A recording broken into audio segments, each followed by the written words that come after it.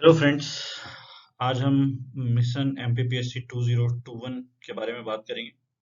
हमें कैसे प्रिपरेशन करनी चाहिए, हमारी अप्रोच क्या होनी चाहिए, आने वाली पीएससी और व्यापम कोई भी एग्जाम हो, हमें कैसे आगे बढ़ना है, कैसे पढ़ाई करनी है, कैसे तैयारी करनी है, किन किन बातों का ध्यान रखना है।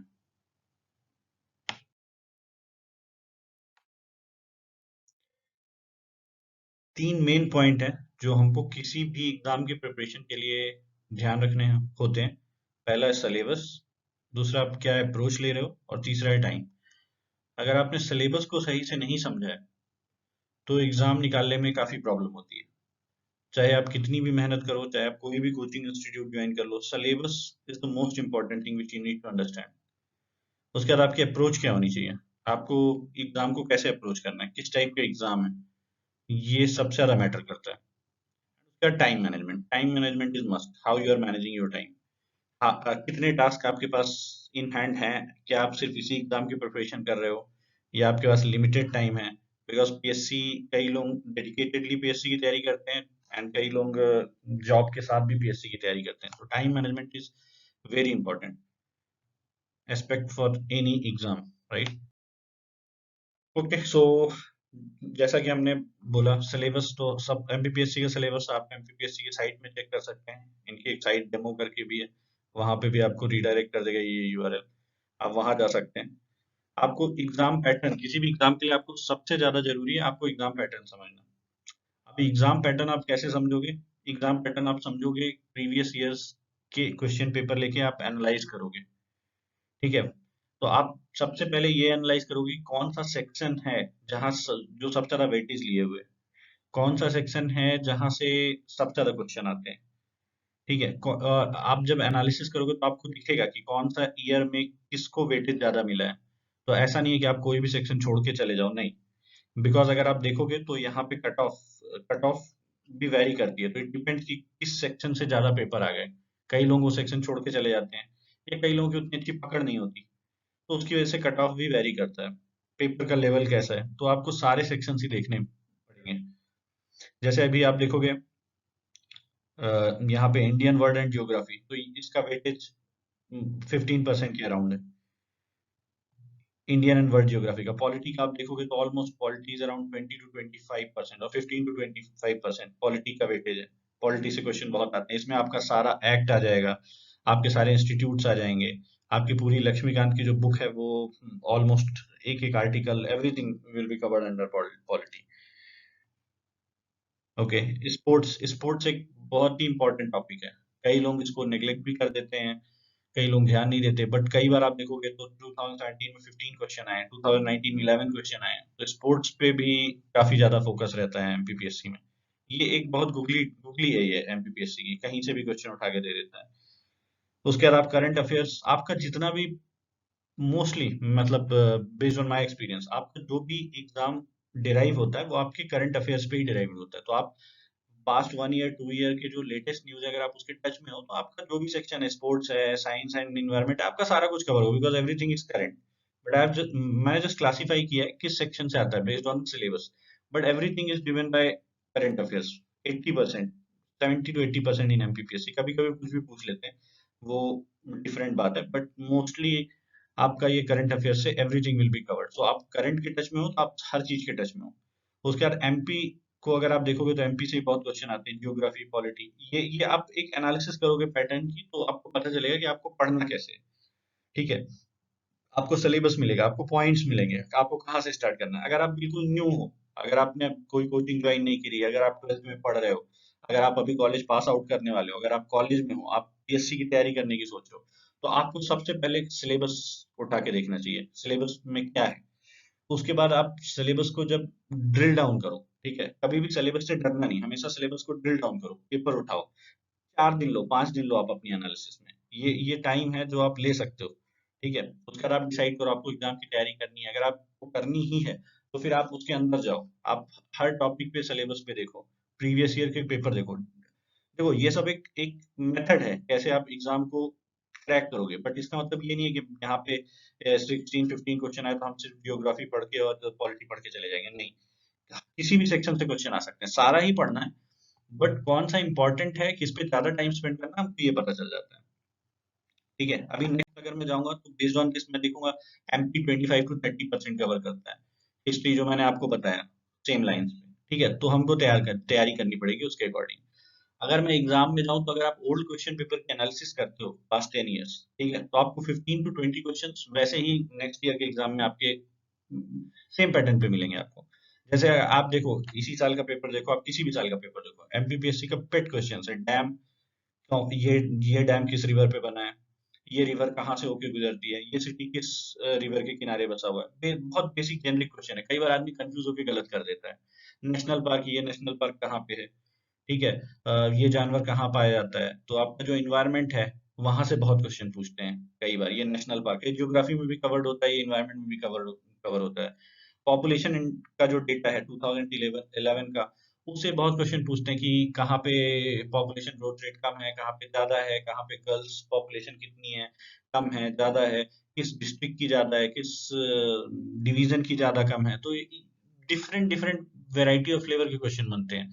बट पॉपुलेशन से आपके क्वेश्चन ऑलमोस्ट अल्टरनेट ईयर्स में आते ही रहते हैं, तो ये बहुत ही इंपॉर्टेंट। और अभी 2021 में तो कोरोना की वजह से हो नहीं पाया, बट जैसे ही रिवाइज डेटा आएगा इससे क्वेश्चन आने ही आने हैं, मे बी 2021 और 2022, but this is a very hot topic रहने वाला है। उसके बाद आपके national institute, international institutes, again मैंने आपको कहा कि करंटली आपका ड्राइव करता है पेपर कैसा होगा। जैसे अभी आप देखो 2020 जो अभी पेपर हुआ है पीएससी का, उसमें पूछा है कि इंटरनेशनल ओलंपिक इंस्टीट्यूट का हेडक्वार्टर्स कहाँ है। अभी ओलंपिक हो रहे तो उन्होंने डाल दिया। सेम वे अगर कहीं किसी की मीटिंग हो रही है जीएट की, कोई बहुत इंपॉर्टेंट मुद्दा डिस्कस हो रहा है, तो पूछ लेंगे जीएट सम्मेलन कहाँ होगा, G5 क्या है, ब्रिक्स का सम्मेलन कहाँ हुआ। ये सब आपको पता होना चाहिए। अभी कोई पर्सन किसी की पोस्ट में नॉमिनेट होगा, कहीं सीईओ बनेगा, कहीं सचिव बनेगा, तो ये आपको पता होना चाहिए। ये क्वेश्चन पूछा ही जाएगा। आप पीएससी उठा के देख लो, किसी न किसी इंस्टीट्यूट का, किसी न किसी आयोग का, किसी भी संस्था का हेड पूछ लेंगे, उसकी स्थापना पूछ लेंगे, उसका हेडक्वार्टर पूछ लेंगे, कब बना था पूछ लेंगे, किस एक्ट के तहत बना था। ये बहुत ही बेसिक क्वेश्चन है, तो अगर आप 10 साल का पीएससी का पेपर उठाओगे तो हो सकता है रिपीट भी हो जाए, ऐसा भी हो सकता है। उसके बाद एक और बहुत इंपॉर्टेंट पॉइंट है कि एमपी, एमपी से रिलेटेड, एमपी के डेटा से रिलेटेड ये कि एमपी का चीफ मिनिस्टर कौन था, पहला चीफ मिनिस्टर कौन था, पहला राज्यपाल कौन था, इंडिया का पहला राज्यपाल कौन था, महिला राज्यपाल कौन था, नीति आयोग का पहला अध्यक्ष कौन था। ऐसे आपको पहले दूसरे करके जो बेसिक जनरल, मतलब ये ओल्ड ओल्ड फैशन के क्वेश्चंस है, ये जो कहीं भी नहीं पूछे जाते आज की डेट में, बहुत रेयर केसेस में पूछे जाते हैं, बट ये एमपीपीएससी में पूछ लेगा आपको। तो आप पिछले 10 साल में जाके देखोगे आपको ऐसे क्वेश्चन मिलेंगे, और ये आने ही हैं। तो ये आपको याद करना है, इसमें थोड़ा सा टाइम दो। आप नहीं याद होता है, थोड़े दिन बाद याद करो, ये जनरली आपके बैक ऑफ द माइंड रह जाती है चीजें, तो जब आप जाते हो आपको ये क्वेश्चन के आंसर ट्रिगर हो जाते हैं। तो ये क्वेश्चन सारे आपको पुराने ईयर से मिल जाएंगे। अब एमपी का डेटा है तो अभी आपको ये सब क्वेश्चन कहीं नहीं मिलेंगे, बट एमपीपीएससी में मिलेंगे कि कितने एरिया में सिंचित क्षेत्रफल है, कितने एरिया में गेहूं की खेती हो रही है, कितना एरिया में फॉरेस्ट है, कितने एरिया में इस सागौन के पेड़ लगे हुए हैं। तो ये सारे क्वेश्चन आपको पुराने, आप अगेन वो डेटा देखोगे, आप एमपी की डेटा बुक उठा लो, कोई सी भी स्टैंडर्ड ऑथर की बुक उठा लो आप, उसमें आपको ये सब डेटा मिल जाएगा। टीएमएच की बुक से आप पढ़ोगे, टीएमएच में जनरली सब कुछ कवर है, बट सब कुछ इधर उधर मतलब मिक्स है, बट सब कुछ दिया हुआ है। तो आप टीएमएच का लेटेस्ट एडिशन उठा लो, कोई भी बुक, एनी बुक, जो भी आपको उठानी है एमपी में जो भी चलती है मिल जाएगा। ट्राइबल डेटा पे बहुत क्वेश्चन आते हैं, ट्राइबल डेटा पे आप पढ़ोगे तो हर साल 2 क्वेश्चन आएंगे आपको ट्राइबल डेटा पे मिनिमम है। फिर आपका जनरल टॉपिक होता है आर्मी का हेडक्वार्टर कहाँ है, सीआईएसएफ क्या है, बीएसएफ क्या है, सुपर कंप्यूटर किसने बनाया, ये सब बहुत जेनरिक क्वेश्चन है जो अगेन ओल्ड फैशन जीके के जो क्वेश्चन है वो सब आपको इसमें मिल जाएंगे पीएससी में। 15 से 20 क्वेश्चन आपके यहीं से निकल जाएंगे अगर आपने 15 साल के पेपर लगा लिया। और अगर आप 15 साल के पेपर नहीं लगा के गए, आप आईएएस की तैयारी कर रहे हो, आपको लग रहा है कि पीएससी आप आराम से दोगे, तो ये सब क्वेश्चन कहीं नहीं पूछे जाते, लेकिन ये यहाँ पूछे जाते हैं। तो ये सब आप तैयारी करो, this will help you. Okay, तो आगे बढ़ते हैं।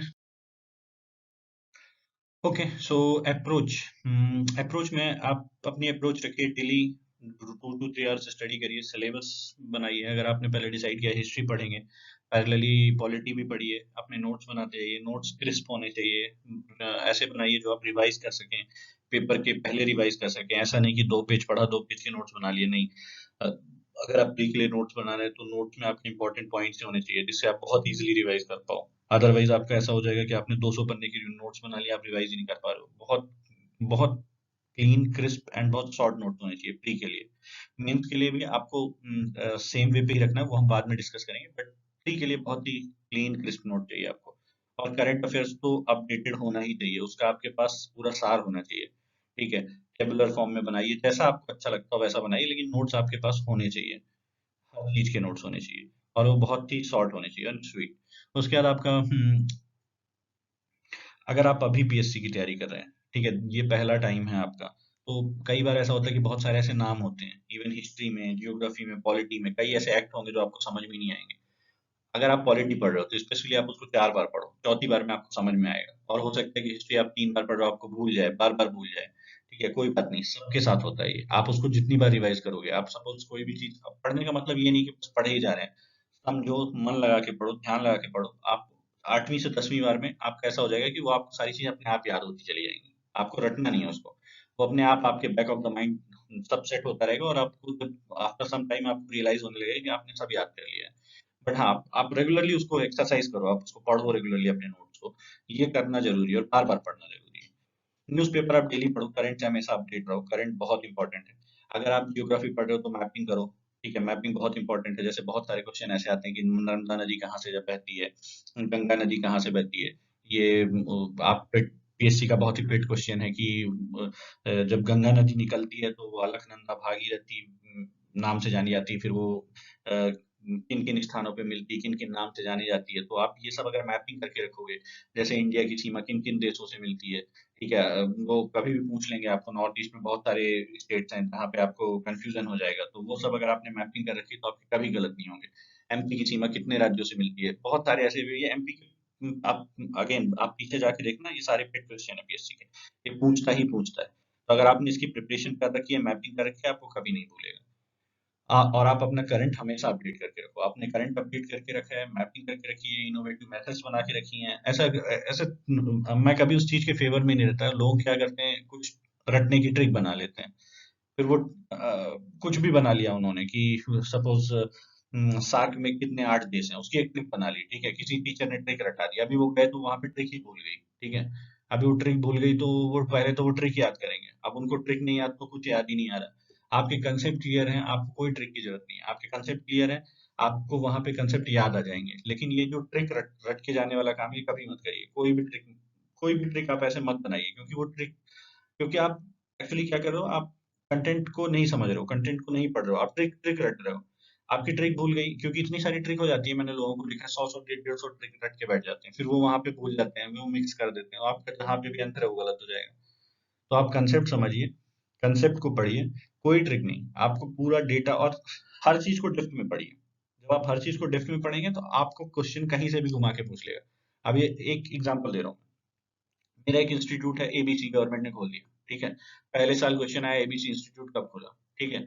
अभी लोगों ने पढ़ लिया कब खुला, किसने खोला, ठीक है। अभी उसका एम क्या है, ठीक है, उसके पीछे खुलने के पीछे कारण क्या था, उसको खोलते समय किसी आदमी ने क्या स्लोगन कहा था, ठीक है। ऐसे बहुत सारे क्वेश्चन होते हैं, ये वही इस इन ऐसे ऐसे क्वेश्चंस को वही सॉल्व कर सकते हैं जिसने उसको पूरा स्टार्टिंग से लेके एंड तक अच्छे से पढ़ा हो। और जब उसने पढ़ा है तो उसके दिमाग में बैक ऑफ द माइंड रह जाएगा। तो कोई भी चीज पढ़ो, पूरा पढ़ो, ऐसा मत पढ़ो कि ये इसकी स्थापना कब हुई थी, बस मैं ये रट के चला जाऊं, नहीं। हर चीज को डिटेल में पढ़ो। बट हाँ, अभी क्योंकि पीएससी में पूछता है कि ये इसकी स्थापना कब हुई थी, तो वो आपको याद तो करनी ही पड़ेगी। बट वो आप पढ़ के रखोगे तो वो अपने आप आपको याद हो जाएगा। आप हमेशा सीरियल वाइज पढ़ो, जब आप कभी भी पढ़ोगे। एमपी में बहुत सारे मतलब इंस्टीट्यूट्स खुले हुए हैं, तो आप जब पढ़ोगे तो आपको समझ में आ जाएगा कि 69 में ये था, 71 में ये था, 72 में ये था, 73 में ये था, ऐसा करके आपको अपने आप वो क्लिक हो जाएगा। अभी एक समय पे एमपीपीएससी में ये बहुत पूछता था कि ये यूनिवर्सिटी कब खुली, वो यूनिवर्सिटी कब खुली, तो ये कभी भी एमपीपीएससी कुछ भी पूछ सकता है। एमपी रिलेटेड आपको बहुत अच्छे से तैयारी करनी है। कभी कभी वो एमपी रिलेटेड क्वेश्चन बहुत ड्रिल डाउन कर देते हैं, तो ये सारी चीजें पढ़ के रखनी है, रटना कुछ नहीं है, आपको अपने आप सब याद आ जाएगा। क्योंकि आप इतना सब रट ही नहीं सकते कि किसकी स्थापना कब हुई, आपको बस क्रोनोलॉजी समझनी है कि पहले ये हुआ, बाद में ये हुआ, तो आपके ऑप्शन से ही आप 3 4 चीजें निकाल दोगे। उसके बाद जो बचा खुचा है वो अगर आपने सही से पढ़ रखा है तो वो आपको बन जाएगा, रटना कुछ भी नहीं है। तो बस यही, आप अपनी अप्रोच रखिए, पढ़ाई करते रहिए, और सिलेबस समझिए, बुक्स कौन सी पढ़नी है, और हमेशा, और हाँ एक चीज और, कभी भी बुक के पीछे मत भागिए। कई लोग करते हैं कि मैं हिस्ट्री 4 किताब से पढ़ ली, 5, हर किताब में वही दिया हुआ है, किसी भी किताब में कुछ भी अलग नहीं दिया हुआ है। ये सारा डिपेंड करता है कि आप उस किताब को पढ़ कैसे रहे हो। आपने उसको सब उस किताब को कितना याद रखा होगा। इवन आप लूसेंट से पढ़ के जाओगे, आपकी पीएससी निकल जाएगी।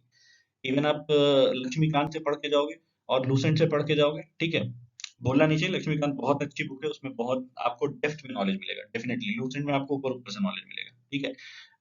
बट लूसेंट में सिर्फ लिखा हुआ है, तो अगर आपने पहले लक्ष्मीकांत डिटेल में पढ़ ली, उसके बाद आप लूसेंट पढ़ोगे, तो Lucent is kind of revision for you.